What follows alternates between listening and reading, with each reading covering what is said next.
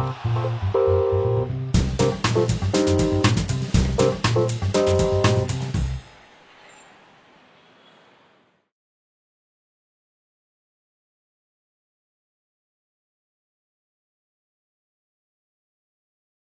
le rapport pêcheur est à la fois nécessaire et un peu tardif, si on peut dire.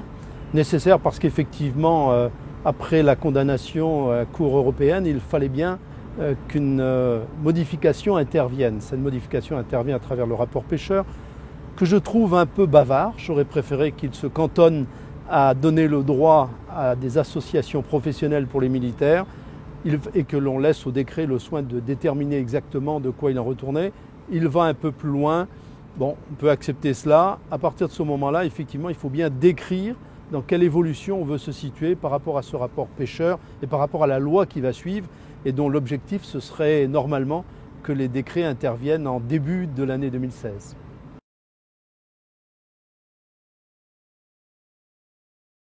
Alors je pense que le projet de loi idéal serait très court.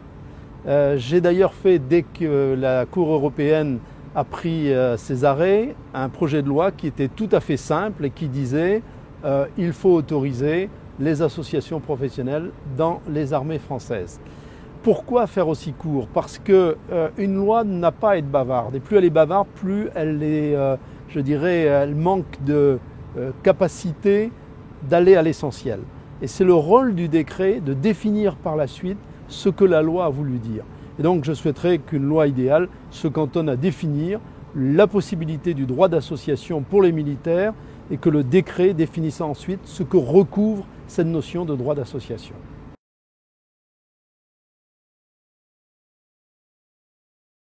Alors j'ai regretté immédiatement que le rapport pêcheur envisage de supprimer la présence des associations de retraités au Conseil supérieur de la fonction militaire. Ça me paraît inconcevable. Pourquoi? D'abord parce que les associations de retraités ont toujours bien fait leur travail au CSFM.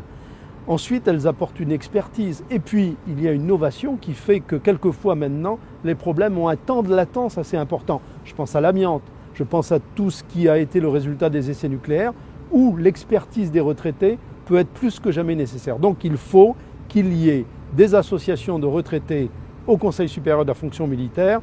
Et puis s'il doit y avoir une réduction du nombre, eh bien que cela se fasse de façon proportionnelle.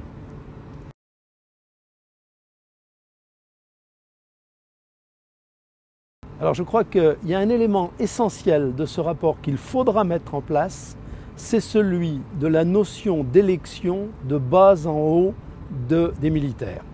Je pense qu'on ne peut plus avoir un système mixte, comme c'est le cas actuellement, où il y a ce que j'ai appelé le triage au sort d'un côté, et un système électif de l'autre. Il faut que de bas en haut, ce soit électif. Ceci suppose de le faire de façon indirecte, bien entendu, que ce soit les militaires dans leur ensemble élisent un premier échelon, cet échelon élit un deuxième échelon, qui lui-même élit éventuellement au Conseil supérieur, au Conseil de la fonction militaire, et les conseils de la formation militaire élisent au CSFM. Mais ça, c'est absolument indispensable. Deuxième élément, il faut que l'on donne les moyens à ceux qui sont élus, qui sont donc représentatifs, d'exercer leur mandat. Il n'est pas envisageable que l'on dise à des gens de participer à différentes fonctions et qu'on ne leur donne pas les moyens en temps, en moyens matériels et autres pour avoir la possibilité d'exercer leur mission. C'est vrai aussi d'ailleurs au niveau des associations.